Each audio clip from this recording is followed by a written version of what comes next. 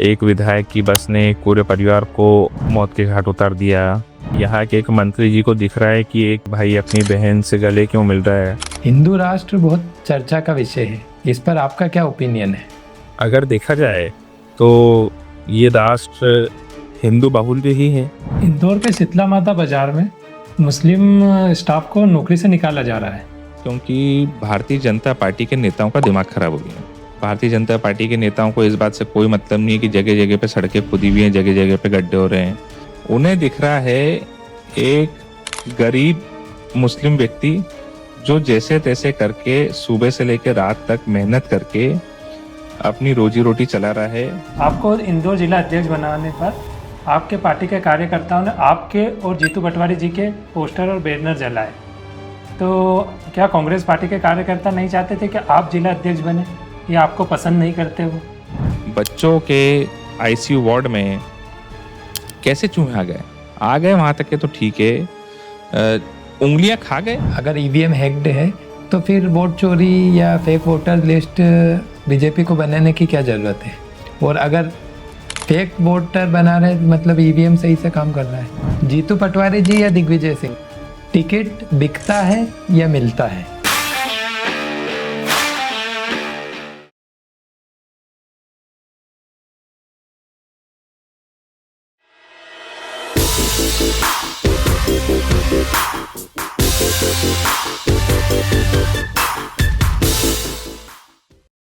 आज हमारे साथ है इंदौर से कांग्रेस के इंदौर जिला अध्यक्ष और पूर्व विधायक विपिन वानखेड़े जी। स्वागत है आपका। नमस्कार। इंदौर के शीतला माता बाजार में मुस्लिम स्टाफ को नौकरी से निकाला जा रहा है, तो ऐसा क्यों किया जा रहा है? ऐसा इसलिए किया जा रहा है क्योंकि भारतीय जनता पार्टी के नेताओं का दिमाग खराब हो गया है। भारतीय जनता पार्टी के नेता सिर्फ नफरत की राजनीति करके अपना वोट बैंक बढ़ाना चाहते हैं। भारतीय जनता पार्टी के नेताओं को इस बात से कोई मतलब नहीं है कि इंदौर में इतना ट्रैफिक जाम हो रहा है। भारतीय जनता पार्टी के नेताओं को इस बात से कोई मतलब नहीं है कि जगह जगह पे सड़कें खुदी हुई हैं, जगह जगह पे गड्ढे हो रहे हैं। इस बात से उन्हें कोई मतलब नहीं है कि जाम में मतलब ये कितनी बड़ी हिस्टोरिकल बात है कि बाईपास पे हर आए गए दिन जाम लगता है और उस जाम में लोग मर गए। तो ऐसी सैकड़ों समस्या, एक ट्रक शहर के अंदर घुस गया, उसने सैकड़ों लोगों को कुचल दिया। ऐसी तमाम बड़ी बड़ी घटनाएं हैं, चाहे वो एम्बा अस्पताल के चूहे कांड की बात हो, चाहे वो एयरपोर्ट में एक पैसेंजर को चूहे ने काट लिया। ऐसी तमाम बड़ी बड़ी चीजें हैं, घटनाएं हैं, लेकिन भारतीय जनता पार्टी के नेताओं को उससे कोई मतलब नहीं है। उन्हें दिख रहा है एक गरीब मुस्लिम व्यक्ति जो जैसे तैसे करके सुबह से लेकर रात तक मेहनत करके अपनी रोजी रोटी चला रहा है, अपना और अपने परिवार का, अपने बच्चों का पेट भर रहा है। एक व्यक्ति जो 10-15 हजार रुपए की नौकरी करता है, आप उससे उसकी रोजी रोटी छीन रहे हो, आप उससे उसके परिवार का 2 टाइम का खाना छीन रहे हो, आप उससे उसके बच्चे की शिक्षा छीन रहे हो। तो अगर भारतीय जनता पार्टी की यही सोच है तो हो सकता है शायद उन्हें उनके संस्कारों में यही सिखाया जाता हो, लेकिन कांग्रेस पार्टी इसके खिलाफ है। कांग्रेस पार्टी इसकी निंदा करती है। जहां आज इस शहर में, इस जिले में इतनी बड़ी बड़ी समस्याएं हैं, उन सब समस्याओं को अनदेखा कर कर एक ऐसा व्यक्ति जो जैसे तैसे करके अपना जीवन यापन कर रहा है, आप उससे उसका रोजगार छीन रहे हो, ये गलत है। इन सब के बाद बाजार में शांति और भाईचारा लाने के लिए क्या प्रैक्टिकल उपाय करना चाहिए? कोई भी देश प्रगति और उन्नति तभी करेगा जब उसमें एकता रहेगी और भाईचारा रहेगा। लेकिन भारतीय जनता पार्टी ने हमेशा देश को विभाजित करने का काम किया, देश को बांटने का काम किया, देश में नफरत बढ़ाने का काम किया। आज भी आप देखिए, हमारे नेता राहुल गांधी जी, मोहब्बत की दुकान। राहुल गांधी जी इस लाइन को लेके आए, मोहब्बत की दुकान। राहुल गांधी जी से कहीं भी आप लगातार उनके वीडियोस देखते होंगे, कहीं कोई नफरती उनसे बात करता है, कोई नफरत फैलाने का प्रयास करता है, वो कहीं रैली में जा रहे हैं, कोई काले झंडे लेकर खड़ा है, कोई उनके मुर्दाबाद के नारे लगा रहा है, वो गाड़ी रुकवाते हैं, उन्हें फ्लाइंग किस देते हैं, उनसे मिलते हैं, उनको प्यार करते हैं। तो कांग्रेस पार्टी का संदेश बहुत स्पष्ट है। कांग्रेस पार्टी मोहब्बत के साथ है। कांग्रेस पार्टी नफरती विचारधारा के खिलाफ है। हमारा काम है, हमें देश में एकता स्थापित करना है, भाईचारा स्थापित करना है, और हम लोग उसके लिए लगातार प्रयासरत हैं। इसमें अब क्या प्रैक्टिकल कदम उठा सकते हैं जिससे वापस शांति, वापस भाईचारा आपस में वापस बना रहे? देखिए, जो शीतला माता बाजार वाला जो इशू है, दुकान पे किसको किसे नौकरी पर रखना है, कौन किसको नौकरी पर रखना चाहता है, कौन नौकरी पर नहीं रखना चाहता है, क्योंकि ये विषय व्यक्तिगत विषय हो जाता है, तो इसे फोर्सफुली नहीं करवाया जा सकता, फोर्सफुली किसी को बोला नहीं जा सकता। और ऐसी जो दादागिरी है, ये दादागिरी भारतीय जनता पार्टी के नेता ही करते हैं। कांग्रेस पार्टी तो हमेशा प्यार से और व्यवहार से, भाईचारे से लोगों के बीच में समन्वय बनाकर काम करना चाहती है। और मैं ये कहना चाहता हूं कि ये भारतीय जनता पार्टी के जो छुटभैया नेता हैं, इन लोगों को जब शहर में समस्या होती है, बड़ी बड़ी घटनाएं होती है, तब इन्हें वो नहीं दिखता इन्हें, लेकिन ये छोटी राजनीति करना दिखती है। मैं पूछता हूं कि एमवाय में, जो कि प्रदेश का सबसे बड़ा अस्पताल है, वहां पर एक 13 दिन के आदिवासी नवजात शिशु की उंगलियां चूहा खा गया, जिससे कि उसकी मृत्यु हो गई। भारतीय जनता पार्टी का एक नेता एमवाय अस्पताल ये पूछने के लिए नहीं गया। ये जो नेता बात कर रहे हैं हिंदू मुस्लिम की, क्या ये नेता एमवाय अस्पताल गए? क्या इन्होंने जाके एमवाय अस्पताल पे जाके इन्होंने उस बारे में चर्चा करी, या इन्होंने क्या उस विषय को जानने का प्रयास किया, या उसमें कैसे उन्हें न्याय दिलाया जा सके, या कैसे, क्या इस पे उचित कदम होना चाहिए, क्या उस पर उनका कोई प्रयास रहा? उस और उनका ध्यान नहीं है। क्या वजह रही है इतनी बड़ी घटना होने की? स्वाभाविक बात है, इसके लिए मध्य प्रदेश की सरकार जिम्मेदार है, अस्पताल प्रबंधन जिम्मेदार है। इतनी बड़ी घटना कैसे हो सकती है? बच्चों के आईसीयू वार्ड में कैसे चूहे आ गए वहां तक के तो ठीक है, उंगलियां खा गए और अस्पताल प्रबंधन मौन बैठे रहा। उस समय अस्पताल में बच्चों के वार्ड में जो डॉक्टर की ड्यूटी होनी थी, वो डॉक्टर कहाँ था? नर्सेस की ड्यूटी होनी थी, वो नर्सेस कहाँ थी? वहां पे सिक्योरिटी गार्ड की ड्यूटी होनी थी, वो कहाँ थे? वहां पे पेस्ट कंट्रोल की जो जिस एजेंसी को काम दिया हुआ है, वो कंपनी के लोग कहाँ थे? उन्होंने क्या काम किया? किसी की कोई जिम्मेदारी नहीं है। इतनी बड़ी घटना हो गई। अच्छा, आपने जैसे कहा कि बीजेपी धर्म की राजनीति कर रही है, तो कांग्रेस भी, ऐसा आरोप लगता है कांग्रेस पे कि वो भी एसटी एससी और अल्पसंख्यकों को अपना वोट बैंक समझती है। देखिए, मैंने आपको क्या बोला, कांग्रेस का नारा था हिंदू मुस्लिम सिख ईसाई आपस में है भाई भाई, ये कांग्रेस का नारा है। कांग्रेस ने का नारा है मिले सुर मेरा तुम्हारा तो सुर बने हमारा। कांग्रेस सभी जातियों के साथ है, सभी धर्मों के साथ है, और सबको साथ लेकर चलना हमारा संकल्प है, और यही हमारी विचारधारा है। और हमारी विचारधारा कहती है कि कहीं भी अगर किसी की भी आवाज दबाई जाए, किसी की आवाज को कुचलने का प्रयास किया जाए, तो हमें उसका साथ देना है। आपके खिलाफ 40 मुकदमे दर्ज हुए, तो उस बारे में बताइए। एक भी मुकदमा कोई मेरा निजी या व्यक्तिगत मुकदमा नहीं है। बहुत सारे मुकदमे दर्ज हुए, क्योंकि जनता की लड़ाई लड़ता है, तो जो लड़ाई लड़ेगा उसके ऊपर प्रकरण तो दर्ज होंगे। बीते वर्ष 12 साल पुराने केस पर आपको 1 साल की सजा भी सुनाई गई थी, क्या मामला था? मामला ये जनता का मामला था, जनता की लड़ाई थी, सड़क का आंदोलन था, प्रकरण दर्ज हुआ।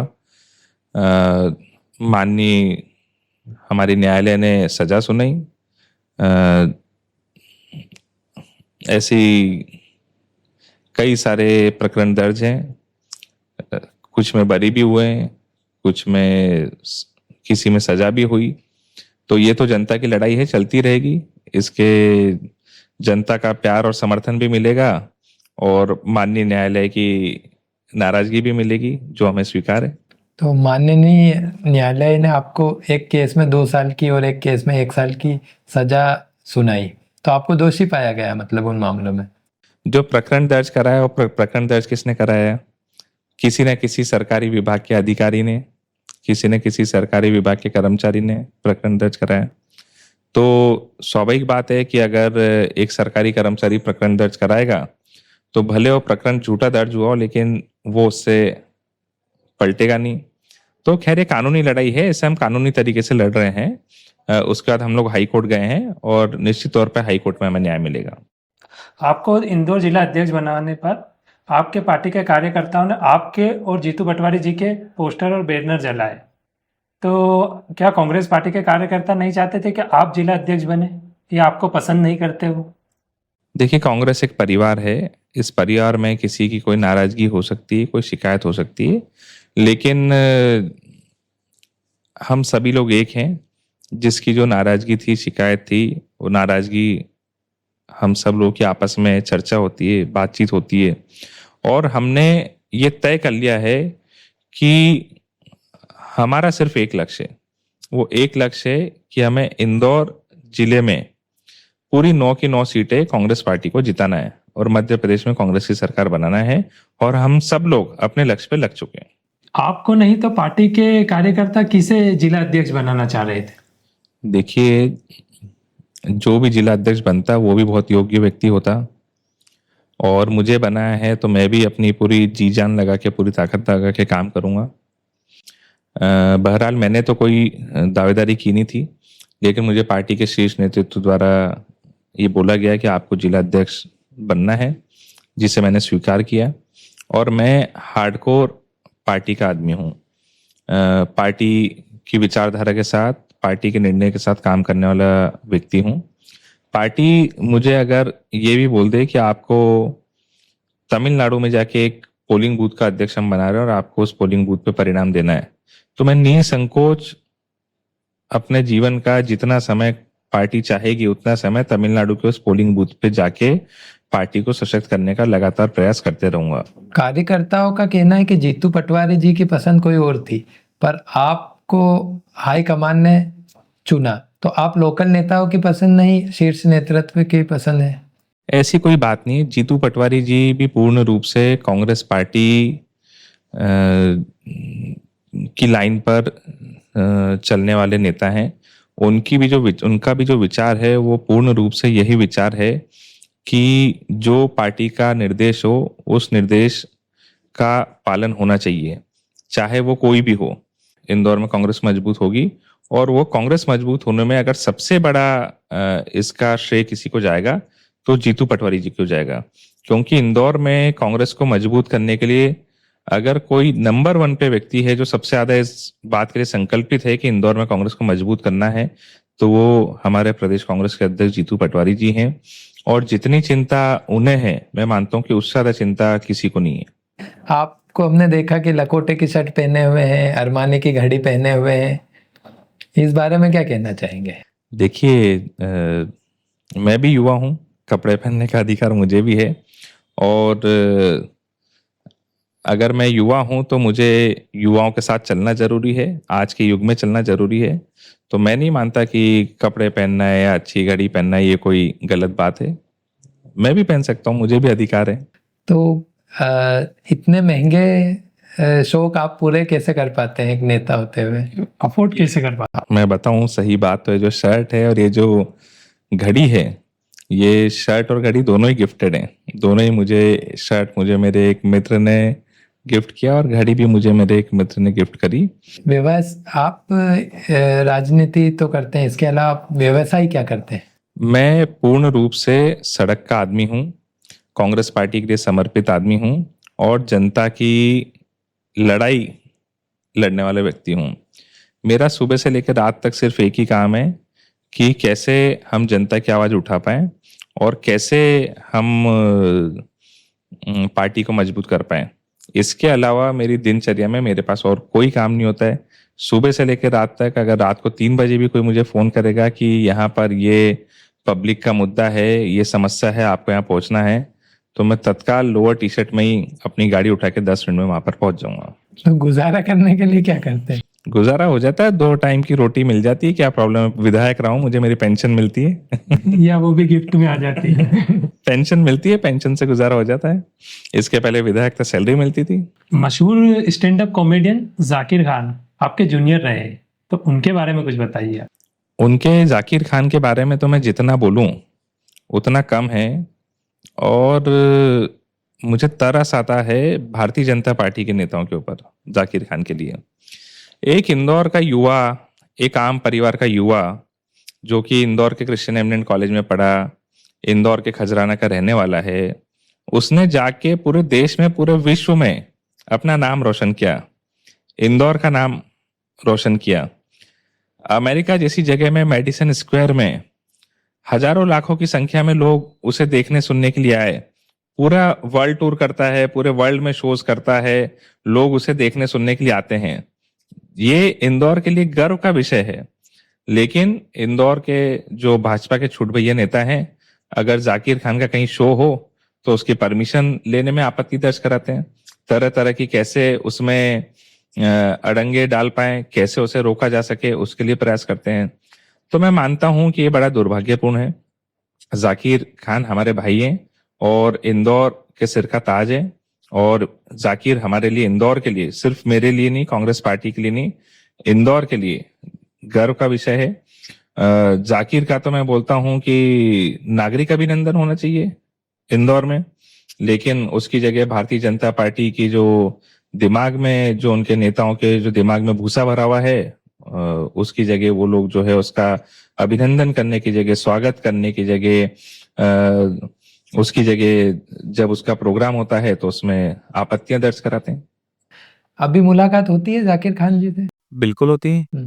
क्या चर्चा होती है? जाकिर खान इंदौर आते हैं तो हमारी मुलाकात होती है। मैं बीच में मुंबई गया था, मुझे उनके फ्लाइट पे उन्होंने बुलाया, हम लोग फ्लाइट पे बैठे, फिर उन्होंने मुझे लंच करवाया।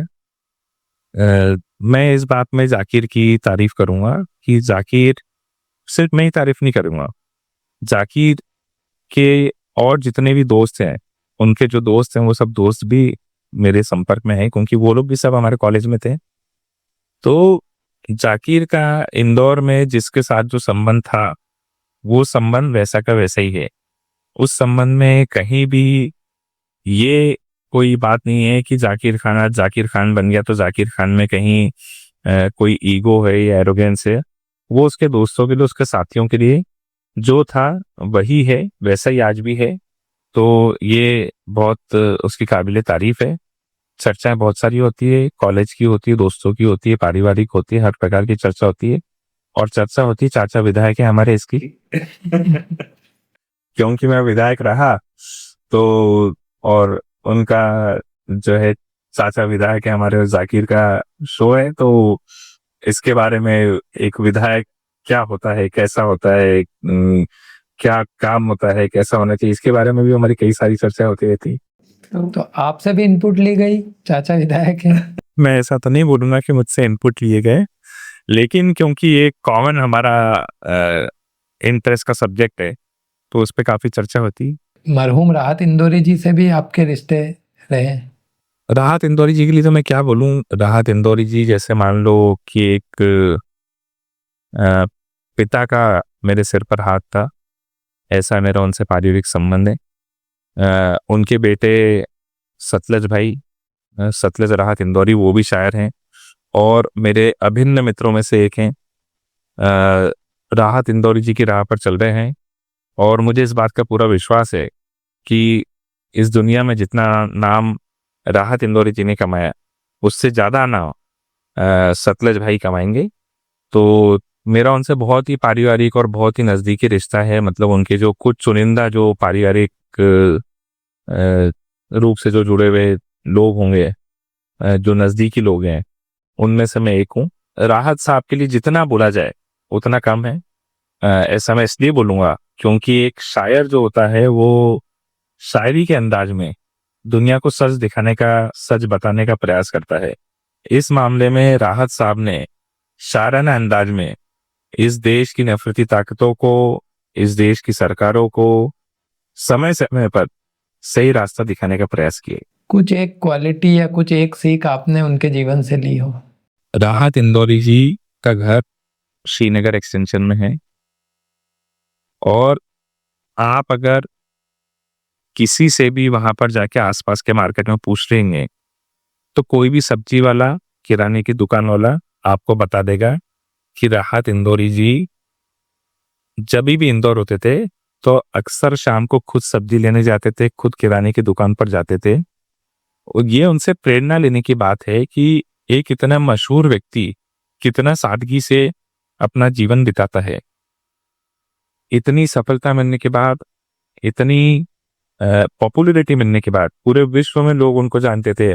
उनका इंतकाल होने के इतने साल बाद भी आज तक राहत इंदौरी जी को सुना जा रहा है, पढ़ा जा रहा है और उनकी मिसालें दी जा रही है। एक इतना पॉपुलर व्यक्ति ने इतना सादगी के साथ अपना जीवन निकाला, ये बहुत प्रेरणादायक है। हिंदू राष्ट्र बहुत चर्चा का विषय है, इस पर आपका क्या ओपिनियन है?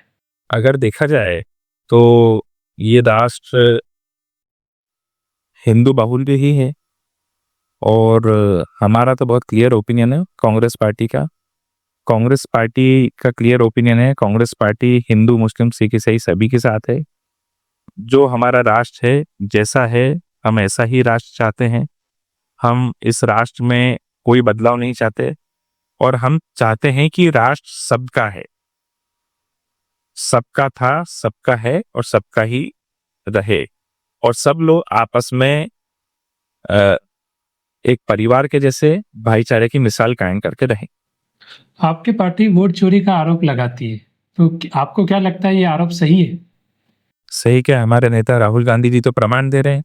अगर गलत है तो इलेक्शन कमीशन ऑफ इंडिया को आके उसका जवाब देना चाहिए कि ये गलत है।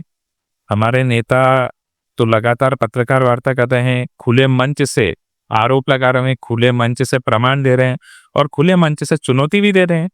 इलेक्शन कमीशन ऑफ इंडिया को चुनौती को स्वीकार करना चाहिए और उस चुनौती का जवाब देना चाहिए। लेकिन इलेक्शन कमीशन ऑफ इंडिया ना चुनौती स्वीकार करता है ना जवाब देता है, उल्टा उसकी जगह पर जवाब देने आते हैं भारतीय जनता पार्टी के प्रवक्ता। सवाल पूछा जाता है इलेक्शन कमीशन ऑफ इंडिया से, जवाब देने आते हैं भारतीय जनता पार्टी के नेता।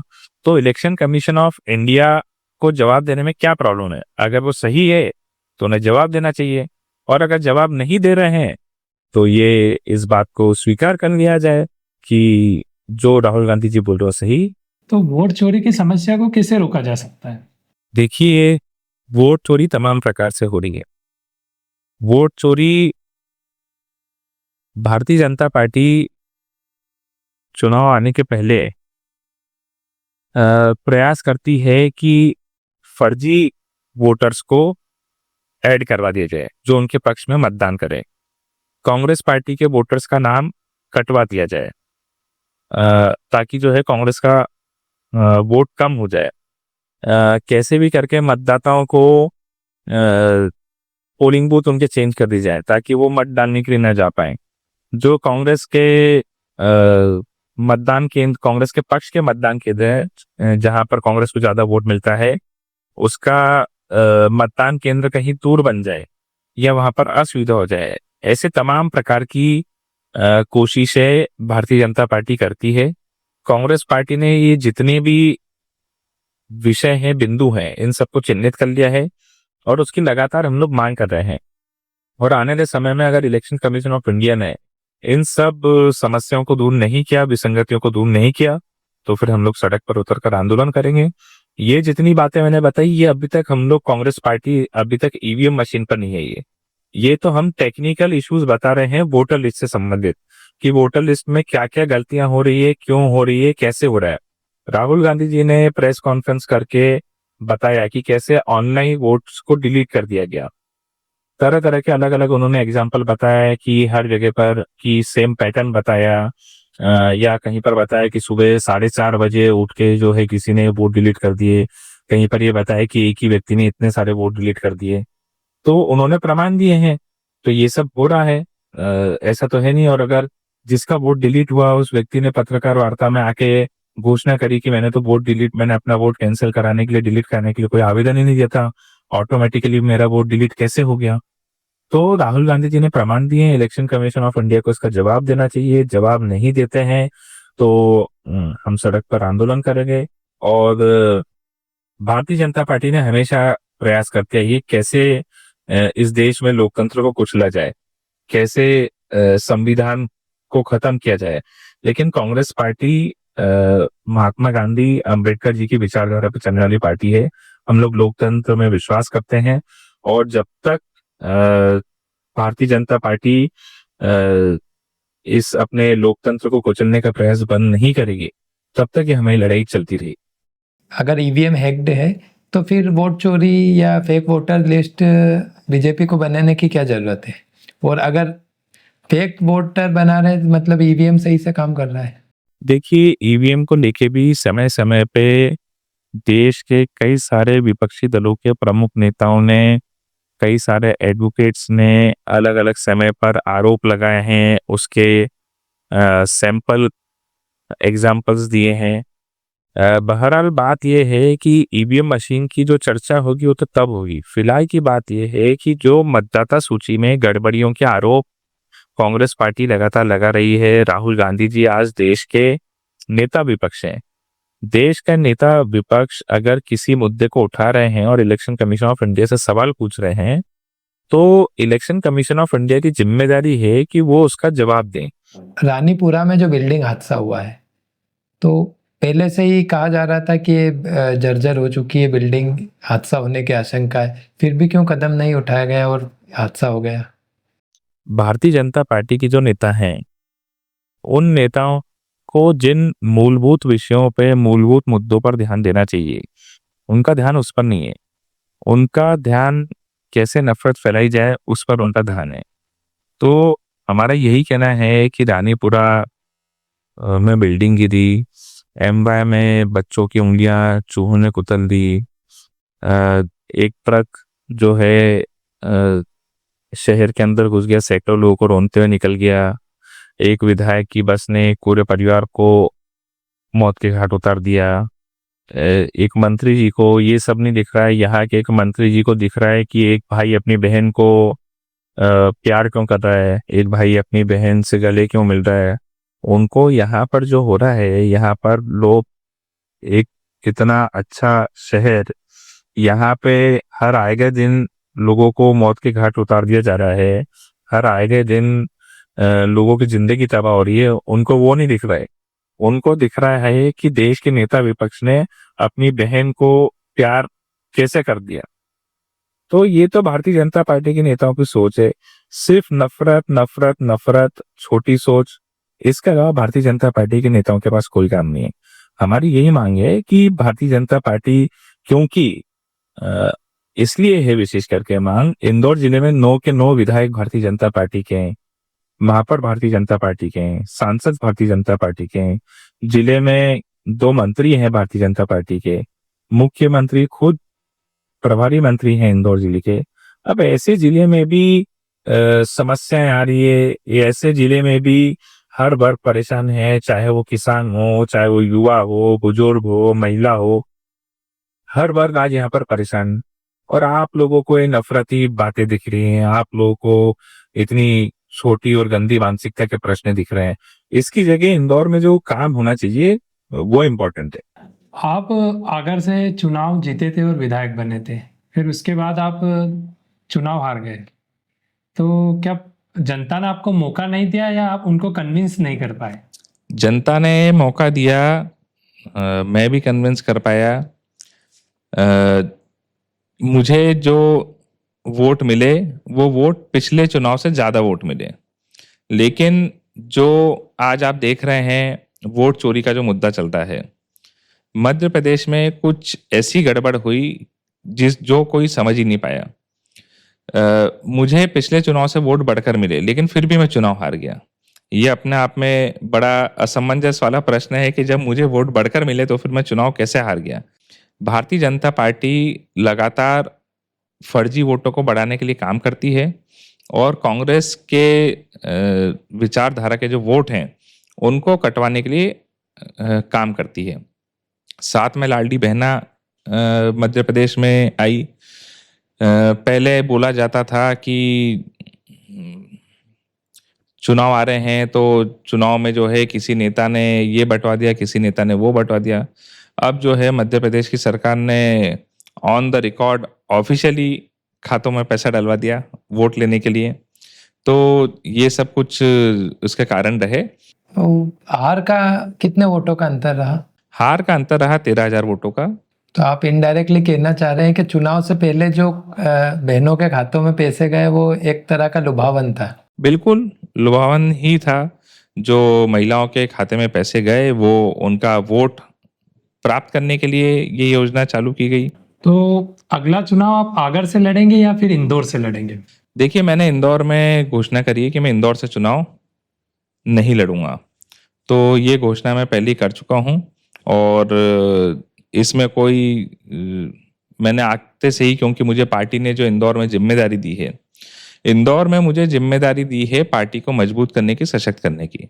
ऐसा तो नहीं हुआ कि आप इंदौर से चुनाव लड़ना चाह रहे थे और आपको एडजस्ट करके आगर भेज दिया गया? नहीं, ऐसी कोई बात नहीं है कि मैं इंदौर से चुनाव लड़ना चाहता था और मुझे आगर भेज दिया गया। मुझे आगर विधानसभा पार्टी की कमजोर सीट थी, इसलिए मुझे आगर में भेजा। तो मध्य प्रदेश में विधानसभा और लोकसभा में जो कांग्रेस की जो स्थिति बनी हुई है, उसकी क्या वजह है? इतनी कमजोर स्थिति क्यों है? ये भ्रम है कि लोगों को लगता है कि मध्य प्रदेश में कांग्रेस कमजोर है। कांग्रेस कहाँ कमजोर है मध्य प्रदेश में? लोगों को लगता है कि विधायक कम है तो पार्टी कमजोर हो गई। लोगों को लगता है कि ये फला नेता चले गए तो पार्टी कमजोर हो गई। लेकिन मैं आपको बताना चाहता हूँ, नेता से पार्टी नहीं होती है, पार्टी से नेता होते हैं। हम बात करें 2023 के विधानसभा चुनाव की। 2023 के विधानसभा चुनाव में भले हमारे विधायक कम जीते, सरकार एक तरफा भारतीय जनता पार्टी की बन गई, ठीक है, कोई बात नहीं। लेकिन हमें 40% वोट मिला मध्य प्रदेश में। भारतीय जनता पार्टी को 48% वोट मिला और हमें 40% वोट मिला। यानी कि 100 लोगों में से 40 लोगों ने हमें वोट दिया, 48 लोगों ने भारतीय जनता पार्टी को वोट दिया। तो आज हर 10 में से 4 आदमी कांग्रेस पार्टी के साथ खड़ा है, पहली बात। दूसरी बात, ये जो 8% का फर्क आया, ये 8% का फर्क मध्य प्रदेश के इतिहास का सबसे बड़ा गैप है। नहीं तो हमेशा जो गैप रहा वो गैप पॉइंट्स में रहा, यानी कि 1% से कम गैप रहा, कभी 0.6 रहा, कभी 0.7 रहा, 0.4 रहा। तो ये 8% का गैप सबसे बड़ा गैप आया। लेकिन इसके बाद भी सिर्फ अगर हम लोग 10% का हमारा प्रयास बढ़ा देंगे, 10% उसमें बढ़ोतरी हो जाएगी, तो मुकाबला फिर 44% का बराबरी का मुकाबला है। तो ये कोई बहुत बड़ा अंतर नहीं है और हम लोग आने वाले समय में सरकार बनाएंगे। तो ये इतने वर्षों से अंतर कम क्यों नहीं हो रहा है? देखिए, वर्षों से अंतर कम नहीं हो रहा है, इसके लिए कहीं ना कहीं हमारी भी कुछ कमियां होगी, कुछ गलतियां होगी, जिसके कारण हमें वोट प्रतिशत तो बराबर मिलता है, लेकिन हम उसे सरकार में तब्दील नहीं कर पाए। तो अब हम उन कमियों को सुधारने में लगे हुए हैं और आने वाले समय में हम इसे परिणाम में भी तब्दील करेंगे। मैं आपको इसका उदाहरण दूं हरियाणा का, क्योंकि हरियाणा का चुनाव अभी हाल ही में कुछ समय पहले हुआ। हरियाणा में लोगों को लगता है कि भारतीय जनता पार्टी की बहुत बड़ी जीत हो गई और कांग्रेस पार्टी की बहुत बहुत पीछे रह गई कांग्रेस पार्टी। मैं आपको बताना चाहता हूं, अगर आप पूरे प्रदेश की तुलना करेंगे हरियाणा की, तो पूरे प्रदेश में कांग्रेस और बीजेपी का जो अंतर है, सिर्फ 29,000 वोटों का अंतर है। बीजेपी ने सिर्फ 29,000 वोट बीजेपी को ज्यादा मिले हैं और भारतीय जनता पार्टी की सरकार है। तो क्या सरकार उनकी बन गई तो क्या हम हमारा हौसला गिरा लें? क्या हम प्रयास करना बंद कर दें?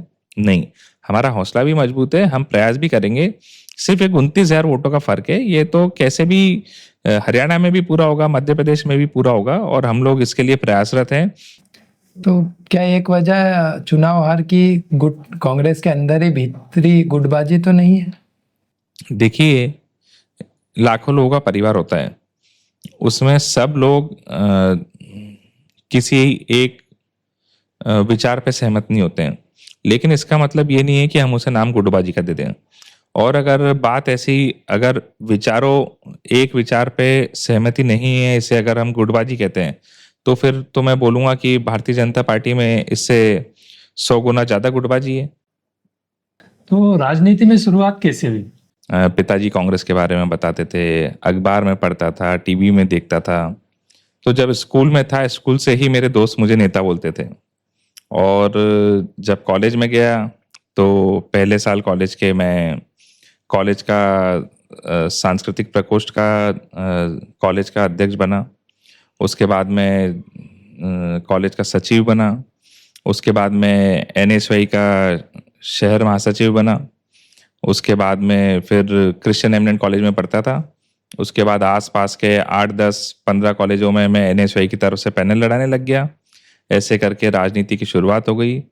जब इंदौर का एनएसवाई का जिला अध्यक्ष बना तो उस दरमियान भोपाल में एनएसवाई का एक आंदोलन हुआ विधानसभा घेराव का। जब वहाँ पर घेराव हुआ, घेराव होने के बाद में हम लोगों की गिरफ्तारी हो गई। जब गिरफ्तारी हुई तो 68 लोगों पे 68 युवाओं पे प्रकरण दर्ज हुआ। हम लोगों को जेल में डाल दिया गया। 8 दिन तक हम 68 लोग जेल में रहे, जो कि पूरे प्रदेश के अलग अलग कोनों से थे। कोई सीहोर से था, कोई ग्वालियर से था, कोई बालाघाट से था, कोई कहाँ से था। ऐसे प्रदेश के अलग अलग कोनों से हम जो एनएसवाई के मेन लोग थे, हम सब लोग 8 दिन तक के जेल में रहे। जब 8 दिन जेल में रहे तो सब लोगों से बहुत अच्छी मित्रता हो गई। जब मित्रता हो गई तो जेल में ही उन्होंने ये तय कर दिया कि अब अगला एनएसवाई का प्रदेश अध्यक्ष का चुनाव हम सब लोग मिलके विपिन वानखेड़े को लड़ाएंगे। आपने बताया कि स्कूल के टाइम से ही लोग आपको नेता बोलते थे, तो आपकी रुचि थी कि लोगों के कहने पर बने, क्या हुआ? आधी रुचि मेरी थी और आधी रुचि दोस्तों ने बनवा दी नेता बोल बोल के।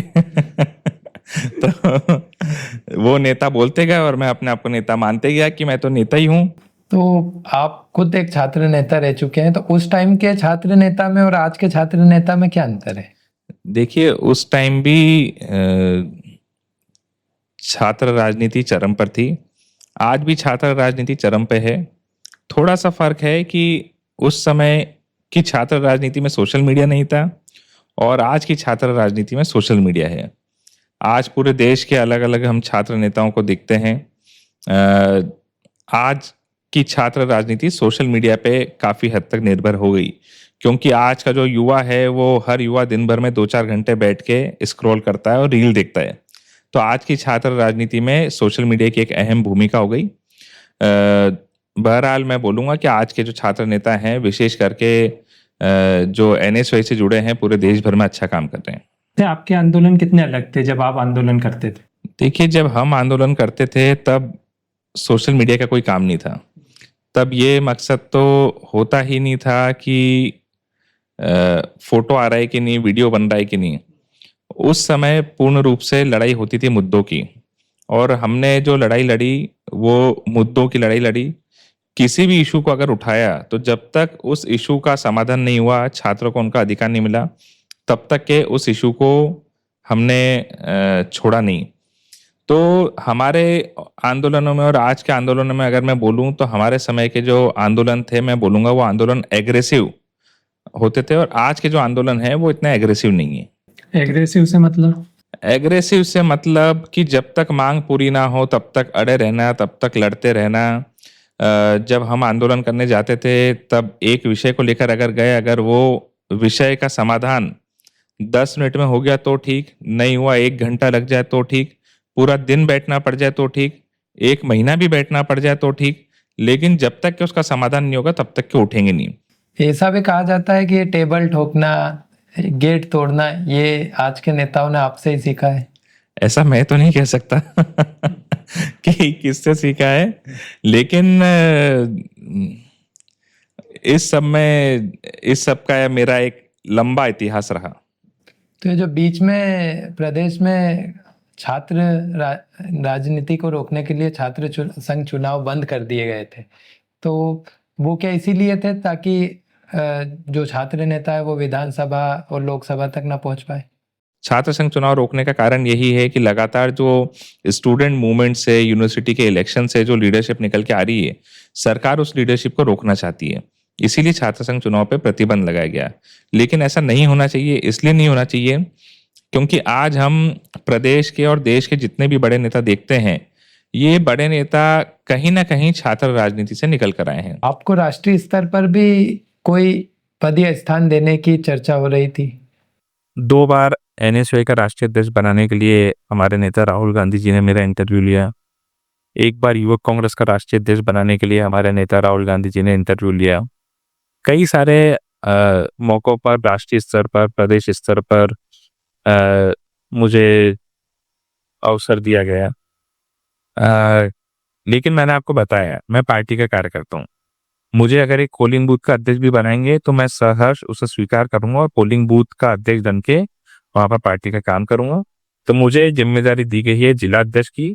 इस जिम्मेदारी को मैंने सहर्ष स्वीकार किया है और पूरी मजबूती के साथ इस जिम्मेदारी के लिए काम करूंगा। आपने राहुल गांधी जी का जिक्र किया, तो राहुल गांधी जी से आपकी मुलाकात कब और कहाँ हुई? पहली बार मेरी मुलाकात हुई थी जब मैं NSY के जिला अध्यक्ष था, तब मेरी मुलाकात हुई थी।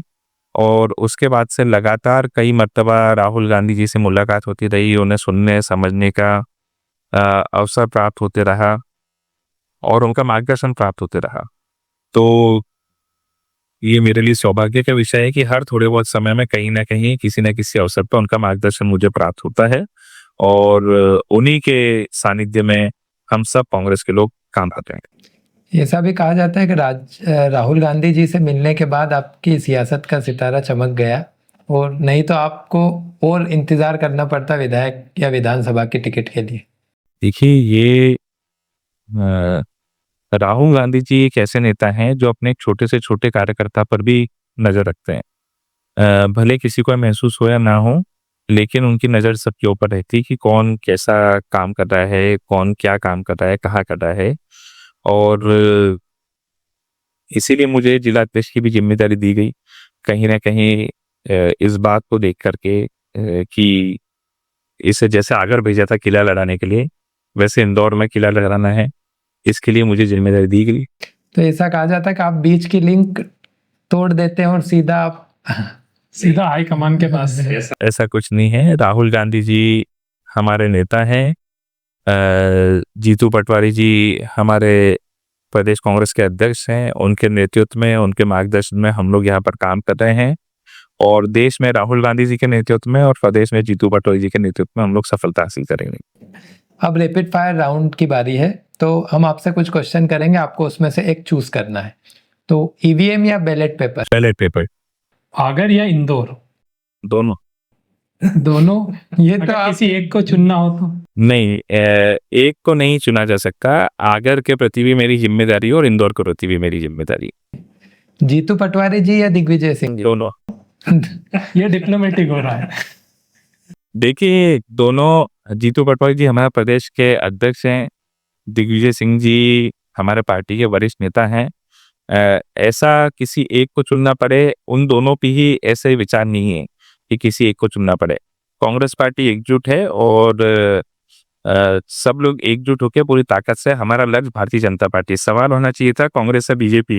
वो तो जाहिर बात है, अभी आप अब आप कांग्रेस है और कांग्रेस में जीतू पटवारी जी भी है और दिग्विजय सिंह जी भी। टिकट बिकता है या मिलता है? नहीं, टिकट मिलता है। ये गलत सोच है, ये गलत बात है कि टिकट बिकता है। पार्टी जिसे योग्य समझती है उसे चुनाव में उतारती है। ये गलतफहमी इसलिए हो जाती है, पार्टी को अपने नेताओं के साथ में कास्ट बैलेंस भी करना होता है। कास्ट बैलेंस करने के लिए कुछ कुछ टिकट कभी कभी कहीं कहीं कास्ट इक्वेशन को बैलेंस करने के लिए दिए जाता है। उसमें लोगों को ये लग जाता है कि ये टिकट गलत दिया गया या फिर ये टिकट जो है किसी ने उसके पैसे ले लिए, लेकिन कोई पैसा नहीं लेता है। सब सोच समझ के निर्णय किए जाता है।